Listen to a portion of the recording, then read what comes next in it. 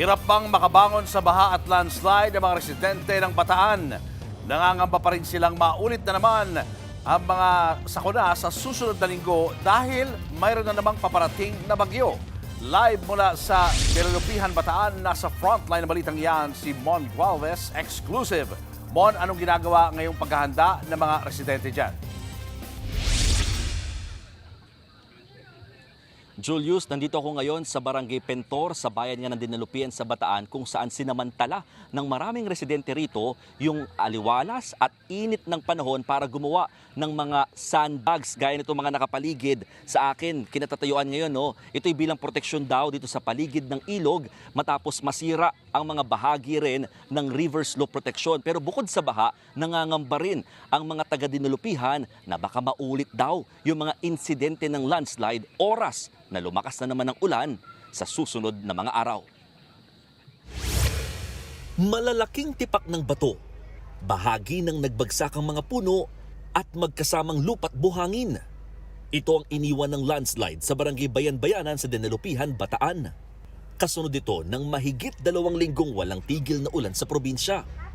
Ang isang bahay nga, bubong na lang ang makikita matapos mapuno ng lupa at bato ang pader nito sa likod. Nagkalat din ang ilang gamit at mga bato sa dinaanan ng baha. Sing taas ng tao o mahigit 5 talampakan yung laki ng mga gumulong na bato dito sa lugar galing sa bundok. Closely monitored o mahigpit na binabantayan ng mga otoridad itong area, lalo't may pangamba na posibleng magkaroon pa rin ng mga pag-ulan sa mga darating na araw. Naabutan namin sa lugar si Nanay Sherlina na balot pa rin ng trauma. Ilang metro lamang kasi ang layo ng kanilang tinitirhan sa pinangyarihan ng landslide. Kung narinig ko nga po tumunog dyan, tug, gumanyan. Kaya yung pala, bato na, nalaglag siguro. Tapos, ding! Nag-eating po, sir. Kung hindi kami makatakbo talagang, mamamatay kami. Kami mag-iina. Itinuturing na indigenous people o IP community ang lugar. Kakaba-kaba sila hanggang ngayon, lalo't may weather forecast na posibleng ulanin na naman ng Bataan sa susunod na linggo. Pag bumagsak ang ulan, ayun, nagkakaba na ako. Sabi ko, Lord, ito na naman. Bahala ka na po sa amin. Hindi nga po kami natutulog ngayon kami mag-ina. Ala naman po kami paglikasan na ibaluti eh. Sa ngayon, itinuturing ng danger zone ang mismong dinaanan ng landslide. Inaaral na rin ng Dinalupian LGU ang posibleng paglikas sa mga pamilya na nakatira malapit sa lugar.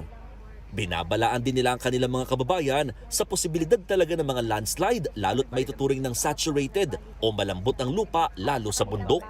Mula nung nag-start po yung buwan ng August, walang palya po yung naging pag-ulan. Yung tubig po talagang nasa ilalim na po ng lupa, malambot na po yung lupa. So yung tendency po niya dahil malambot na po, lalo dito sa elevated part, dudulak po yan at bababa po siya. Lalo na po malakas po yung tubig.